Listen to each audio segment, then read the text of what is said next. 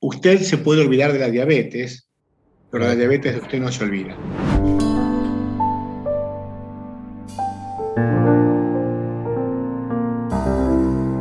Hola doctor, muchísimas gracias por aceptar esta invitación para esta entrevista.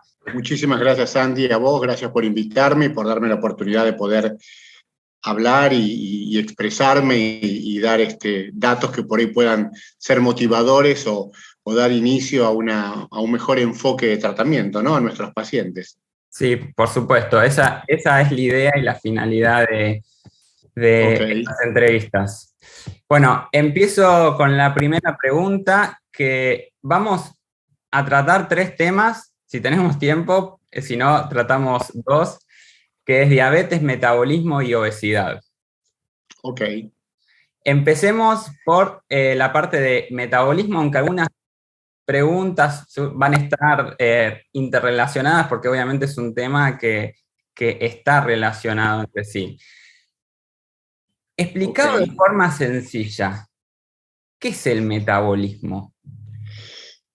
Mirá, antes que nada me parece que es muy interesante la propuesta que vos tenés de estos tres puntos y te diría que antes de definir puntualmente lo que significa metabolismo, te diría que tanto metabolismo como obesidad y diabetes los podemos hermanar y decir que de alguna manera están súper interrelacionados, son cuasi primos hermanos, por no decir que van de la mano. Sí, El metabolismo, dicho en términos un poco más médicos o académicos, para que la gente y los pacientes que nos escuchan y nos miran nos entiendan, tiene que ver un poco con esta forma en que nuestro organismo trabaja, procesa y, digamos, almacena, suponte, mm, las calorías, los nutrientes y el resto de las cosas que incorporamos en él. sí, Y hay una ecuación entre lo que tiene que ver con el ingreso y el egreso de alimentos, el ingreso y el egreso de calorías. sí, Hablamos de lo que se llama metabolismo basal, que es un poco un término que tiene que ver con lo que nosotros gastamos en condiciones casi de reposo para mantener con vida nuestro organismo, nuestro cuerpo, y hablamos de un metabolismo enlentecido por ahí en aquellas personas que tienen una tendencia a acumular o a incorporar eh, tejido adiposo, tejido graso, y esto obviamente depende cómo se genere y el desequilibrio que haya entre el funcionamiento metabólico de cada uno, habrá mayor o menor riesgo de desarrollar algunas patologías, entre otras, por ejemplo, la diabetes tipo 2, mm, la obesidad, la hipertensión, las enfermedades cardiovasculares, sin entrar mucho en detalles desde el punto de vista, digamos, técnico, sí. creo que tratamos de explicarlo de esta manera. Está perfecto. Bueno, ya, no, ya estamos entrando en tema y como vamos viendo, está todo muy interrelacionado. Entonces, yo una de las cosas que soy una persona que no soy experta y especialista en salud, pero sí trabajo con médicos y bueno, y un poco escucho, digamos, lo que dicen los pacientes. Y una de las cosas que suelo escuchar es que algunas personas culpan su exceso de peso a su metabolismo. ¿Usted diría que es acertada esta evaluación?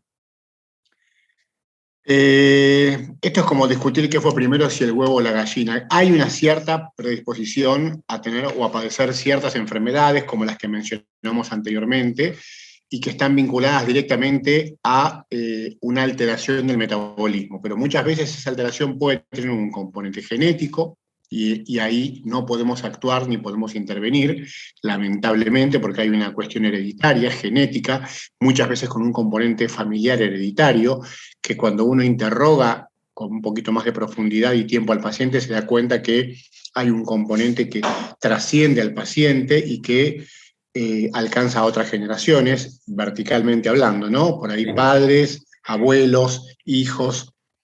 Y hay muchas veces situaciones que tienen que ver con hábitos Mm. culturales, hábitos alimentarios, hábitos de vida, por ahí poco saludables, que generan que nuestro metabolismo se modifique, se enlentezca o se altere y no funcione de manera correcta o equilibrada.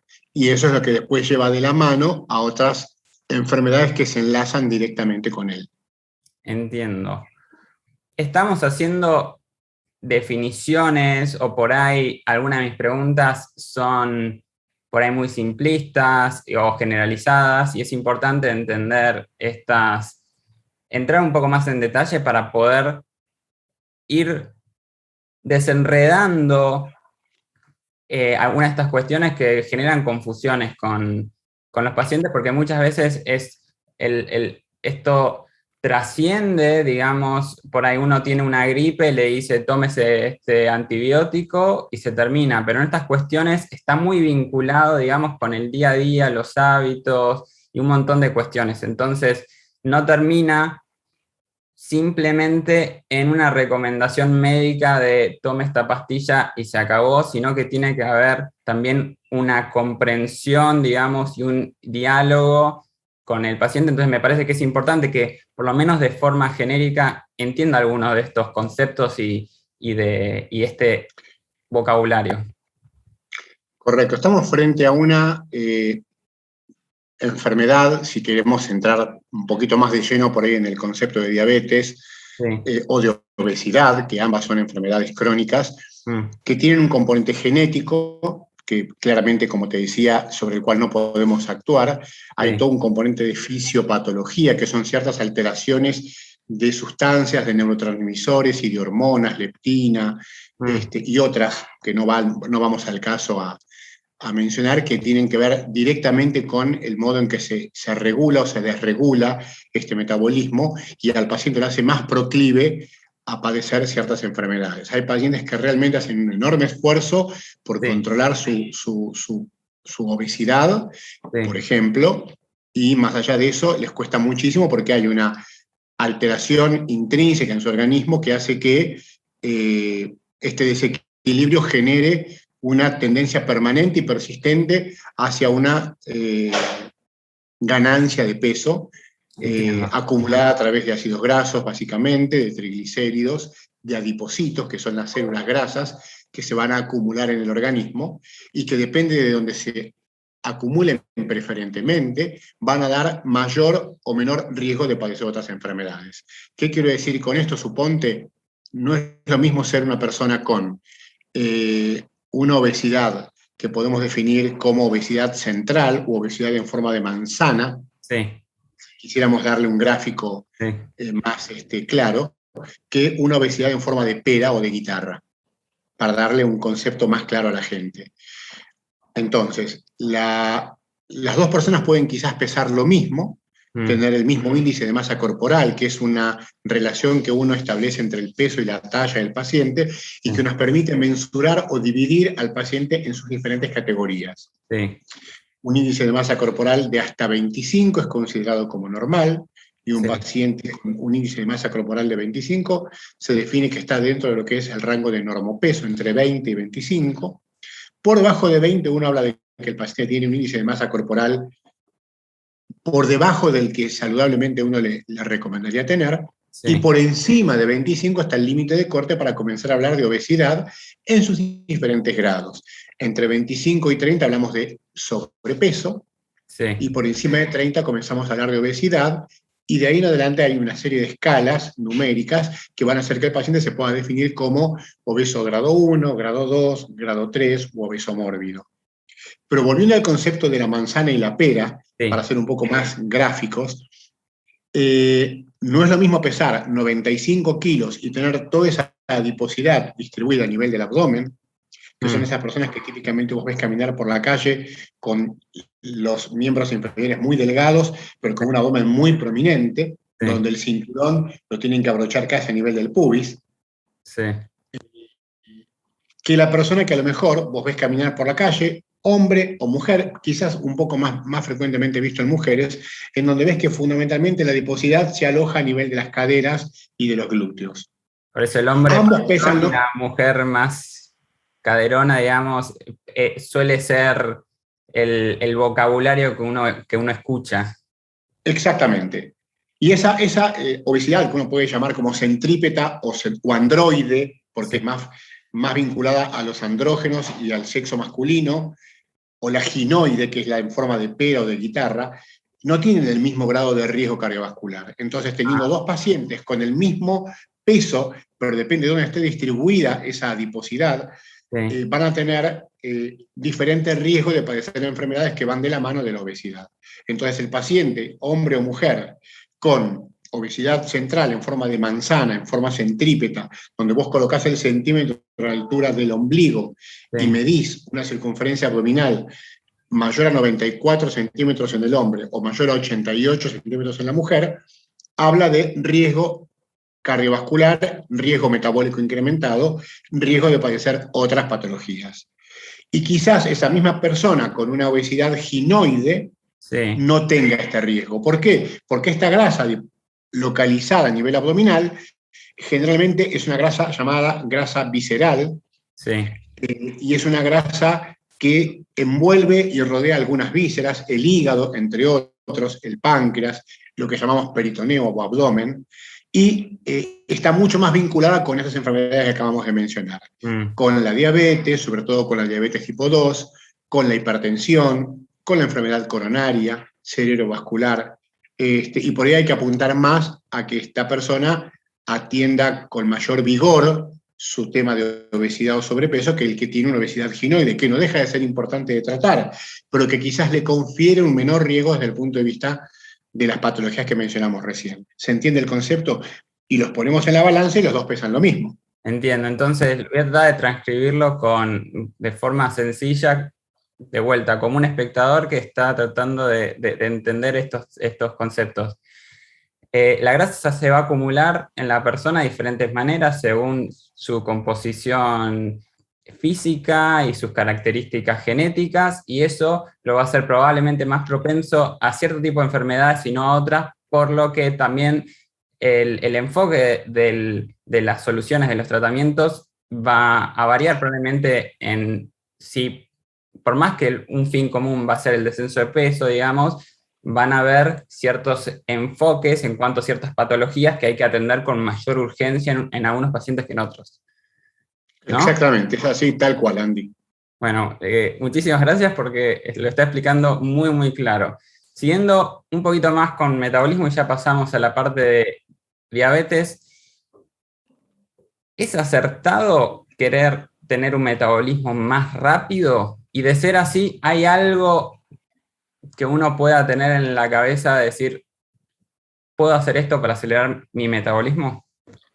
Mira, hay algunos fármacos que pueden acelerar el metabolismo, pero muchas veces son fármacos que tienen que ser cuidadosos y cautelosamente prescriptos Mm, por el profesional interviniente. Hay mm, algunas patologías, por nombrarte algunas de las más comunes, como por ejemplo las patologías tiroideas, sobre todo el hipotiroidismo, que es cuando hay una menor funcionalidad de la glándula tiroidea, pueden enlentecer el metabolismo, pero hay un dato no menor que hay que aclarar a los pacientes, que es que cuando ese paciente con hipotiroidismo se mm, medica, se sí, controla y se equilibra, ese riesgo de tener un metabolismo enlentecido en general desaparece. Esto digo porque queda como el tabú, el concepto, pero yo soy hipotiroideo, por eso tengo sí, tendencia a engordar. Sí, si usted es un hipotiroideo que no está tratado, que no está controlado y que no recibe la medicación adecuada para nivelar su funcionamiento glandular. Si usted lo está y tiene una dosis adecuada de hormona tiroidea y controles médicos adecuados, y cuando le determinamos los niveles en sangre son normales, es un paciente hipotiroideo controlado. Por ende, el riesgo de que ese metabolismo enlentecido sea causa o consecuencia del hipotiroidismo no es así. Y muchas veces nosotros con nuestros hábitos de vida, si somos muy sedentarios, si tenemos, digamos, como te digo, un desbalance entre el gasto y la ingesta, hablando de calorías, vamos a hacer que nuestro metabolismo funcione de una manera o de otra. Muchas veces una forma de contribuir negativamente al metabolismo es hacer una ingesta copiosa, sobre todo cuando uno no la va a gastar. Y muchas veces nosotros, sobre todo los latinos y sobre todo en nuestro país, tenemos un hábito bastante desprolijo en cuanto a alimentación. Por ahí somos de tener un desayuno muy frugal o muchas veces inexistente, sí. con un café o una infusión o un mate, y pasar muchas horas de ayuno y hacer una ingesta copiosa de alimentos cuando vamos a la cama, a dormir. Mm, Y entonces toda esa cantidad de nutrientes, de calorías que incorporamos, no las vamos a quemar o a utilizar porque las próximas horas que van a seguir a esa cena copiosa y abundante son horas de descanso. Entonces, como yo le digo al paciente siempre, haciendo una especie de comparación, usted carga nafta y llena el tanque, ¿cuando sale a la ruta o cuando mete el auto en el garage? Bueno, acá hay que cargar nafta cuando uno sale a la ruta. Entonces la ingesta y la distribución calórica debe hacerse de manera invertida a lo que muchas veces uno escucha y ve en el consultorio cuando habla con sus pacientes. ¿Por qué? Porque esta ingesta copiosa, sobre todo de noche, genera que se acumule y se transforma en triglicéridos, y eso se transforma en ácidos grasos, y estos se transforman y se depositan dentro de los adipocitos, que son las células grasas, que luego van a conformar, depende de dónde se alojen y dónde se depositen, este riesgo del que venimos hablando. Espero haber sido claro con el concepto. Sí, perfecto, perfecto. Si estás buscando una consulta con especialistas de gran trayectoria como los que aparecen en estas entrevistas, visita nuestra página. El link aparece debajo en la descripción. Hace clic y agenda tu consulta. Quedó muy clara la explicación. La última pregunta en relación al metabolismo que le quería preguntar, y que no necesariamente podemos enfocarnos en la obesidad, o qué recomienda modo estudios de prevención para cada etapa de la vida. Sé que quizás es una pregunta muy abarcativa, pero por lo Mira, menos hay puntos, para ir desglosando. se entiende, es muy interesante la pregunta, es difícil darte una respuesta concisa y en pocas palabras, pero sí, digamos que hay puntos de inflexión en la vida de todo ser humano que nos tienen que por lo menos alertar.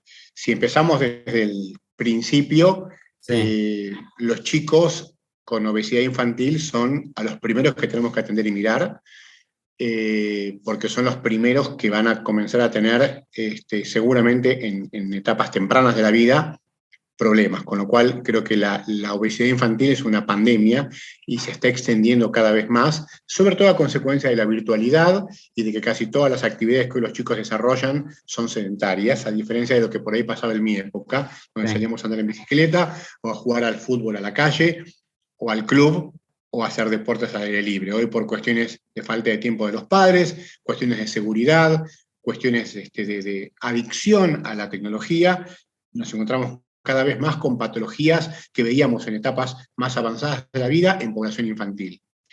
Todo niño que entra en la adolescencia con obesidad tiene un alto riesgo de luego estar, por ahí está mal utilizada la palabra, ¿no? Pero como casi condenado a luchar con la obesidad el resto de su vida. Por eso siempre es recomendable que en la etapa puberal se alcance ese momento con un normopeso en los adolescentes o en la etapa, digamos, de la infancia, ¿no? El segundo momento importante es, si hablamos básicamente de las mujeres, tener en cuenta que cuando se embarazan, también tengan un embarazo saludable y un aumento de peso razonable y lógico, porque el aumento de peso desmedido en la mujer durante la gestación conlleva un montón de patologías. Entonces es recomendable como segundo momento de la vida importante o de transición, controlar el embarazo de la mujer para que tenga un aumento de peso saludable y recomendable. Si queremos elegir algún otro momento de la vida, volvemos un poco a hablar de la mujer, es cuando entra en la menopausia. La mujer durante toda la etapa de su vida en la que es fértil y donde los niveles hormonales están en rangos adecuados, tiene como una especie de caparazón o protección que estos estrógenos y progesteronas le generan y le disminuyen el riesgo de padecer un montón de enfermedades. Cuando la mujer entra en la menopausia, se equipara en riesgo y en algunos casos hasta aumenta el riesgo por sobre el hombre, porque deja de tener este fenómeno de protección que las hormonas sexuales femeninas le generaban. Entonces hay que tratar de que la mujer que entra en la menopausia también la atraviese con un normopeso, o la atraviese al menos con un peso lo más cercano posible a lo ideal o al peso objetivo que uno se propone. Y luego te diría que en la adultez lo mismo, donde tenemos, digamos, otros riesgos inherentes y asociados a la adultez, digamos, al adulto mayor realmente, en donde hay riesgos de osteoporosis, fracturas espontáneas, caídas. Entonces el sobrepeso y la obesidad van a ser factores de riesgo adicionales para que estas patologías se puedan, digamos, magnificar aún más. Entiendo. Y sobre todo, bueno, proponer siempre un hábito de alimentación saludable, un plan de alimentación saludable, y evitar el sedentarismo, que son los dos elementos que hoy más nos cuestan por nuestro estilo de vida, porque estamos todos avasallados por el trabajo. Bueno, la pandemia fue un factor que contribuyó mucho para el encierro, para no salir, para no generar actividades al aire libre, para no moverse. Y uno necesita que el paciente incorpore este concepto, que es que el hábito de vida saludable se compone de un hábito alimentario saludable y también un hábito de actividad física saludable. Tiene que haber una buena ecuación entre la ingesta y el gasto. Esto es, como le digo también a mis pacientes un poco, es imposible ahorrar plata sin trabajar. Sí. Entonces va a ser mucho más fácil bajar de peso si usted, además de bajar el aporte calórico, gasta calorías porque sale a caminar todos los días media hora o 45 minutos, o se sube a una bicicleta y practica spinning, o va a nadar, que si solamente pretende que la responsabilidad del descenso de peso dependa de cuántas calorías va a incorporar en su organismo.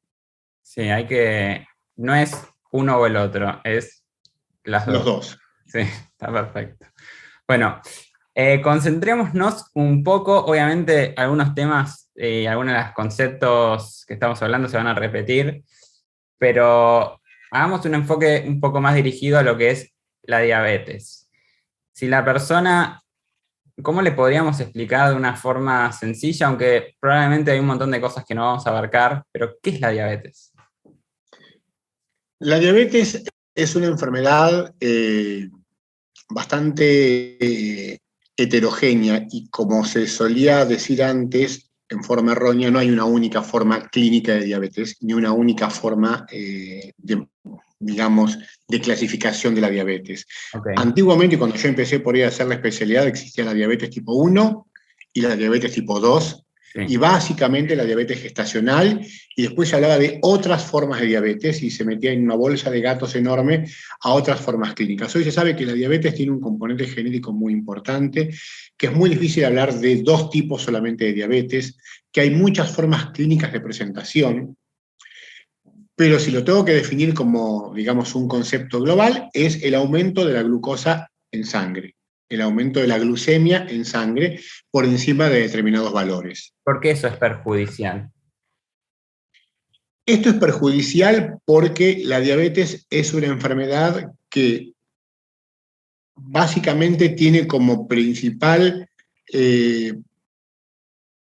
grado de afección o predilección el compromiso de todo nuestro árbol vascular. Y cuando hablo de todo el árbol vascular, hablo de las arterias que irrigan nuestras arterias cerebrales, nuestras retinas, nuestro corazón, las coronarias, nuestro cerebro, las carótidas, nuestros riñones, nuestros miembros inferiores. Y va a depender mucho del buen o mal grado de control que tengamos para saber cuánto o con qué magnitud se van a poder comprometer estas grandes o pequeñas arterias, generando lo que llamamos médicamente macro o microangiopatías, y van a ser estos órganos blancos que van a depender de estas arterias que se puedan comprometer en mayor o menor magnitud, los daños que luego vamos a tener que ver y que comenzar a tratar.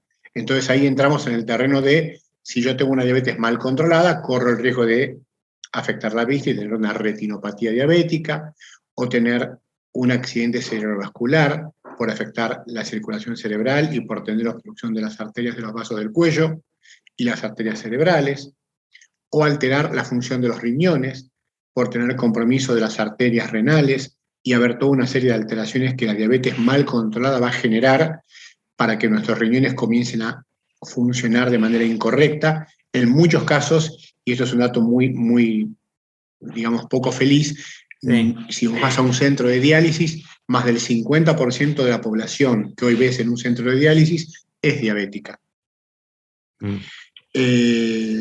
O generar, bueno, otros eventos u otras complicaciones como problemas coronarios, infartos, angina de pecho, insuficiencia cardíaca, problemas en los miembros inferiores, problemas neurológicos. En el caso de los hombres, impotencia sexual, cuando se comprometen los plexos que irrigan el miembro genital en el hombre, otra causa muy frecuente y muy común de consulta en la población masculina. Entonces, lamentablemente la diabetes es una enfermedad que, a diferencia de otras, como puede ser una neumonía, una angina, una lumbalgia, una crisis asmática, vos la percibís porque tenés un síntoma inicial que te hace atenderla, ir, buscar ayuda y controlarla. Muchas veces la diabetes pasa desapercibida porque durante mucho tiempo el paciente no fue al médico, no se controló, no sabía que tenía los niveles de glucosa por encima de los valores normales, no sabía que tenía a lo mejor 140 o 150 miligramos por ciento de glucosa en sangre, y siguió haciendo una vida con absoluta discreción en cuanto a la alimentación, la actividad física y demás, lo cual no quiere decir que la diabetes no venía ya generando un compromiso o un daño en alguno de estos órganos que mencionamos, y a lo mejor acude al médico cuando ya es demasiado tarde y ya aparece alguna lesión en alguno de estos órganos que llamamos nosotros lesión de órganos blancos, que son estos órganos que mencioné recién. Por eso es importante muchas veces que tengamos presente hacer un control clínico anualmente, como mínimo, como mínimo para por lo menos tener conciencia de que estamos bien. Si sabemos que tenemos un familiar directo con antecedentes familiares de diabetes, con más razón acudir al médico, porque muchas veces hay, como te decía, sobre todo en la diabetes que se manifiesta en etapas adultas de la vida, un componente hereditario. Sí. Si tenemos algún grado de sobrepeso o obesidad también, porque van muchas veces de la mano, la obesidad, el sobrepeso y la diabetes. Y si el médico nos advierte que tenemos la glucemia alterada en ayunas, que sería un estado previo al del comienzo de la diabetes, o una glucemia ya patológica en ayunas, que es cuando supera el umbral de los 126 miligramos por ciento, tenemos que tomar conciencia de ello y comenzar a tomar el toro por las astas, hacerle caso al médico, acudir a la consulta, comenzar con un cambio radical en el estilo de vida, y con esto me estoy refiriendo un poco a cambiar hábitos alimentarios, a cambiar hábitos de vida sedentarios, y ver si con eso nos alcanza para que las cosas se vayan normalizando, y si no, se entrará en una segunda etapa, que digamos es larga para explayarse, que es la farmacoterapia. Entiendo. Pero sin perder de vista la enfermedad, porque, como le digo también a mis pacientes, hoy estoy muy lleno de refranes. Usted se puede olvidar de la diabetes, pero la diabetes de usted no se olvida. Es muy cierto. Nosotros nos tomamos vacaciones, pero la diabetes no. Esa es otra que no sé necesariamente aplicada a la diabetes, pero que he escuchado en relación a la parte médica. Por lo que entendí, por favor, corríjame si mi reiteración o reinterpretación de su explicación no es acertada. Es como que la diabetes empieza gradualmente a contaminar al cuerpo. Sí, digamos que la diabetes comienza gradualmente a meterse, a afectar órganos. Primero hay, digamos, durante mucho tiempo lo que llamamos una situación de muchos casos de prediabetes, en donde, a pesar de que los niveles de glucosa en sangre son normales, el páncreas está trabajando horas extras y fabricando en exceso insulina para poder mantener esos niveles de glucosa en rangos normales, pero a expensas de una insulinoresistencia y de una sobreproducción de insulina por parte del páncreas, y uno ya eso puede detectarlo temprano y precozmente en un paciente, y ya puede comenzar uno ahí a trabajar y a actuar para evitar llegar a la instancia de pasar de la insulinoresistencia o la prediabetes a la diabetes clínicamente manifiesta. Bueno, creo que ya básicamente respondimos la próxima pregunta que le iba a hacer, pero quizás la podemos responder un poco más específicamente si es que existen estos criterios, que es ¿en qué momento una persona pasa a ser diabética? Bueno, pasa a ser diabética cuando tiene más de una determinación en sangre mayor o igual a 126 miligramos por ciento, con una adecuada cantidad de horas de ayunos, que es de entre 6 y 8 horas, y uno necesita normalmente al menos 2 determinaciones de glucosa en ayunas mayor o igual a este valor, esto es definición de la OMS, con una diferencia entre cada una de estas determinaciones de por lo menos 2 semanas, para poder hacer una de las formas de diagnóstico. La otra es a través de una curva de glucosa, o de lo que llamamos prueba de tolerancia oral a la glucosa, que es cuando el paciente se le hace hacer ante determinadas situaciones de sospecha, porque tiene una glucemia por ahí un poco en el límite, que no llega a ser francamente patológica, pero que tampoco es normal, lo que llamamos glucemia alterada en ayunas, una carga de glucosa que él toma como si fuera un vaso de Coca-Cola dulce, Sí. lo ingiere y se le saca sangre antes de que ingiere esa sustancia glucosada, y a los 60 y a los 120 minutos después, y hay ciertos valores o límites de corte que los médicos vemos y que nos permiten saber si ese paciente va a tener una curva y un comportamiento de diabetes o no. Entonces, una segunda forma es a través de una prueba de tolerancia oral a la glucosa. Prueba que se le hace indefectiblemente, además, aunque no sea diabética, a toda mujer embarazada entre la 24ª y 26ª o 28ª semana de embarazo. Porque aunque tenga glucemias normales, tenemos la obligación de ir a buscar si esa situación de embarazo puede ser un factor desencadenante de lo que llamamos una diabetes gestacional. Sobre todo si esa mujer ha tenido antecedentes en algún embarazo previo de algún valor alterado de glucosa, o si tuvo, por ejemplo, un niño que llamamos macrosómico con un peso mayor a 4 kilos, o si tiene algún antecedente familiar de diabetes, nos tiene que alertar y pedirle esta prueba de tolerancia oral a la glucosa. Y si no, la tercera forma, que ya es la más obvia, es que el paciente venga a la consulta con una glucemia que muchas veces no es en ayunas, que sea mayor o igual a 200 miligramos por ciento sin estar en ayunas. Si cualquiera de nosotros tenemos más de una determinación mayor o igual a esta cifra y no estamos en ayunas, también tenemos otra forma de definir, entre otras, desde el punto de vista de mediciones de laboratorio, digamos, esta enfermedad.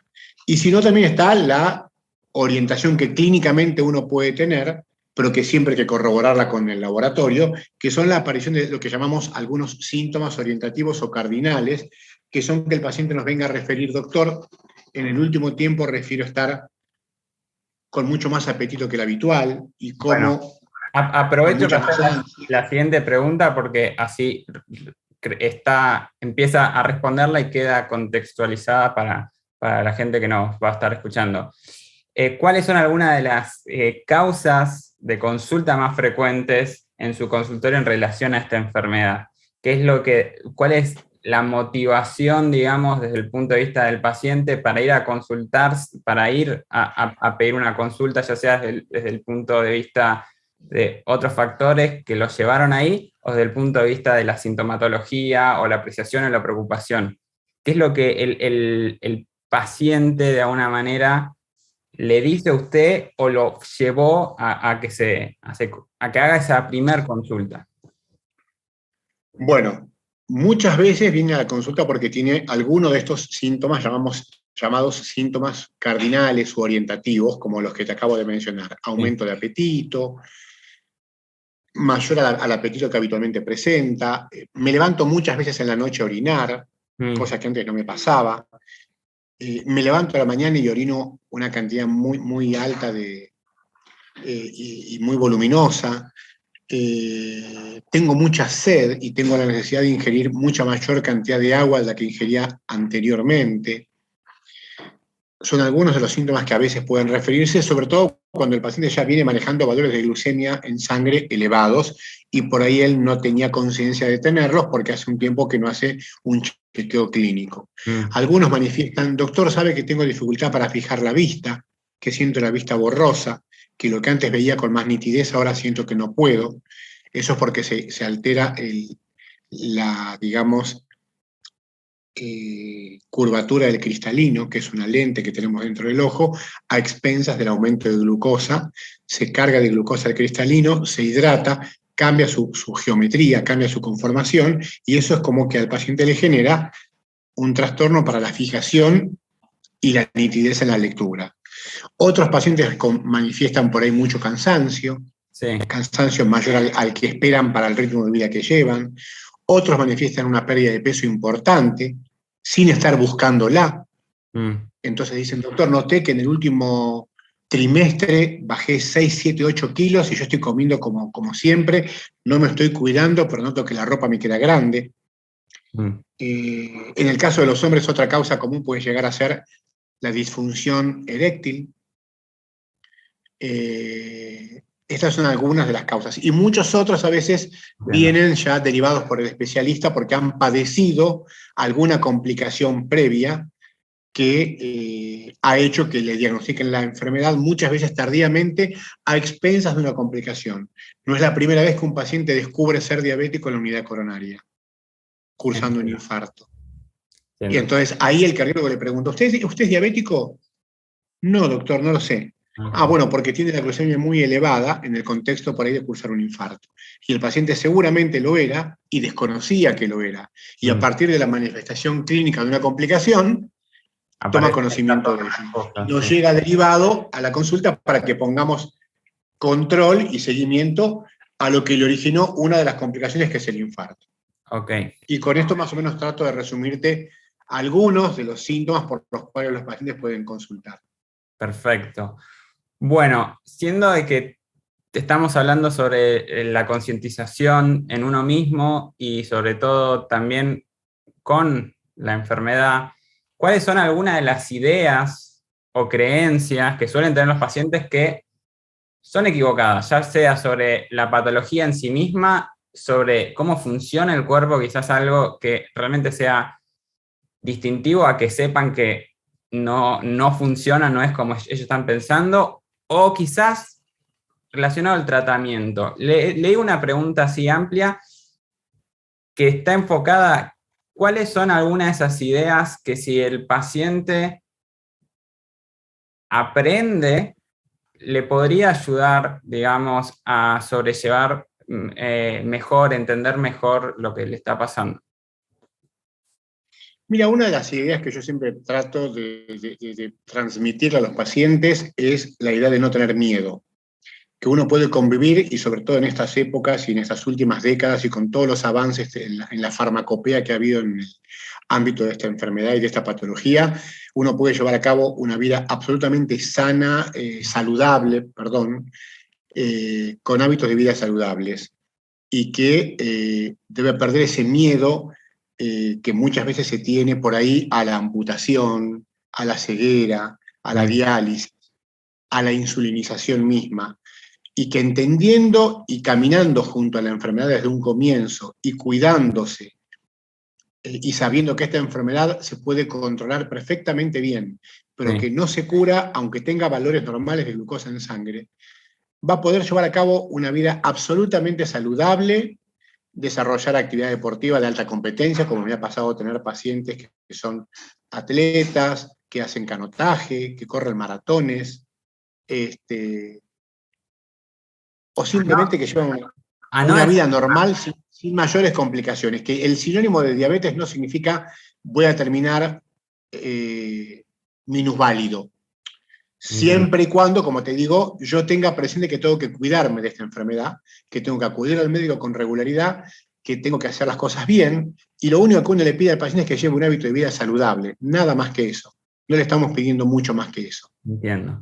Sí, en relación, no sé si es una comparación justa, ya estamos redondeando un poco, pero no sé si es una comparación justa porque obviamente hay mucha diversidad, pero a veces si compara con un cáncer, ¿no? Que es mucho más impredecible en algún punto de cómo puede llegar a reaccionar el cuerpo, el tratamiento, etc.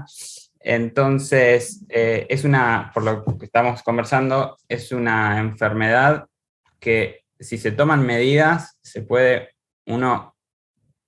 tiene que uno estar atento, pero no es para tenerle miedo.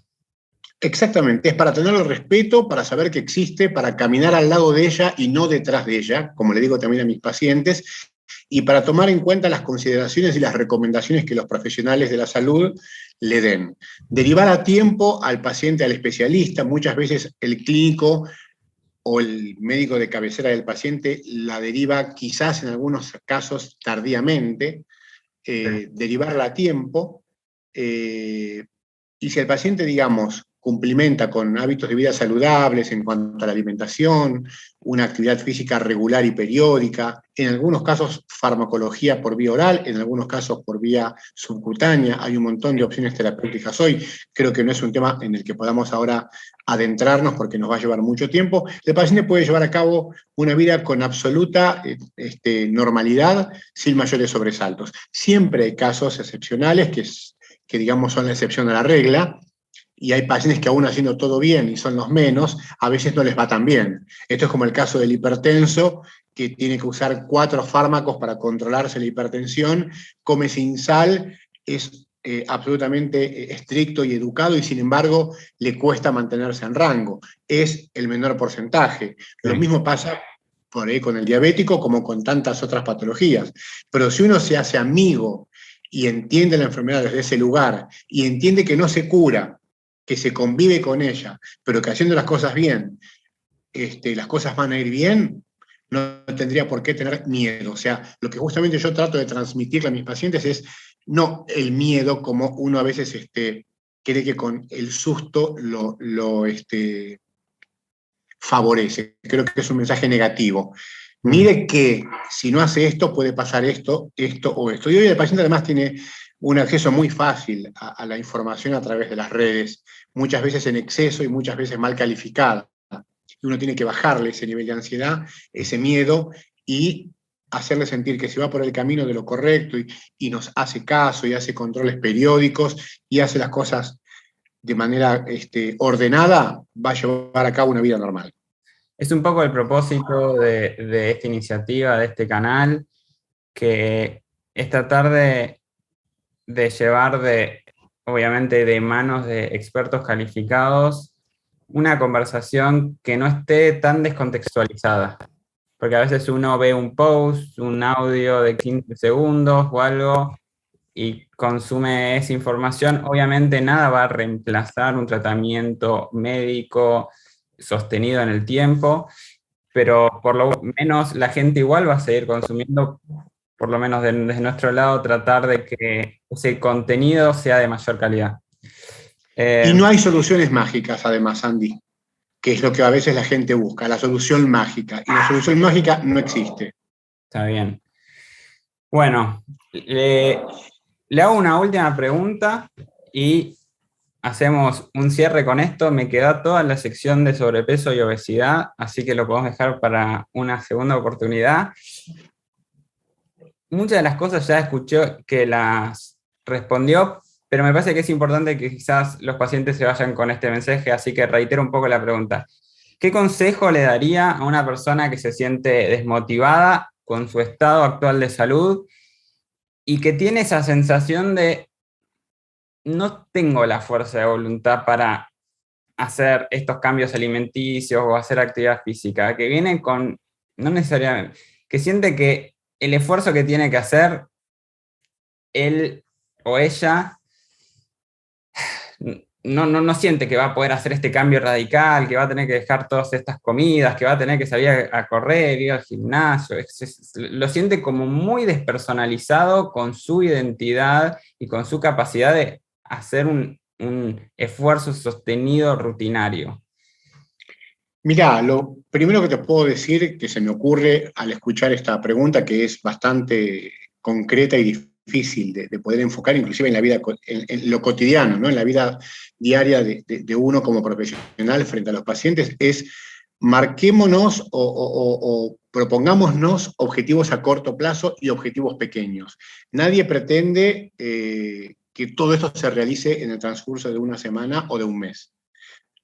Entender y escuchar al paciente desde ese lugar y entender por qué lado podemos ir a romper ese círculo vicioso.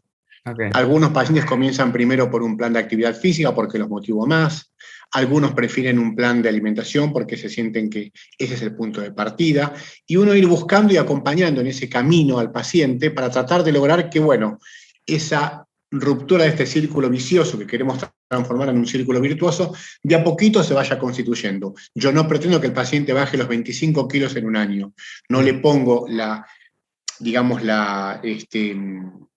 obligación o la penitencia de si no lograste este objetivo, está todo mal. se entiende que hay un montón de vicisitudes que hace que el paciente a veces puede y a veces no pueda cumplir, que hay motivaciones y hay momentos en que se desmotiva. Creo que lo importante es esto, es la empatía, es el acompañamiento, es el entender que uno puede a veces avanzar 2 casilleros y retroceder 1, y que no está mal.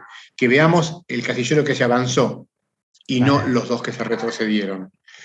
Está perfecto. Y acompañarlo. La vida es así, es una de cal y una de arena. No hacemos todo el tiempo todo bien. La idea es que tampoco hagamos por ese motivo todo el tiempo todo mal. Sí, entonces, no hace una catástrofe. es un largo camino que tiene que recorrer. Bien. Entonces, acompañarlo en ese largo camino, que es distinto a otras patologías, que por ahí son 2 semanas de tratamiento, se terminó y a otra cosa. Acá el paciente tiene que aprender a convivir. Por eso hablaba de una palabra que no es menor, que es amigarse con la enfermedad. Y entender que dentro de esa amistad, vos con tus amigos, podés tener días mejores y días peores. Días en que le colgaste el teléfono, días en que le respondiste el WhatsApp y lo llamaste, y días en que no. Pero seguís siendo amigo. Entiendo. No te peleaste.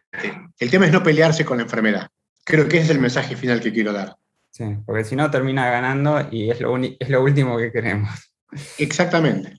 Bueno, doctor, muchísimas gracias por su tiempo. Fueron unas explicaciones súper claras, súper didácticas. Estoy seguro de que este contenido le va a servir a mucha gente.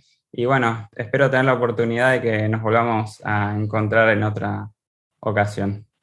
Cómo no, ha sido un placer, Andy. Buenas tardes. Bueno, muchas gracias. Hasta luego. Si te gustó esta entrevista, te va a encantar este otro video. Hacé clic para seguir aprendiendo más sobre los temas que te interesan y retomar el control de tu bienestar.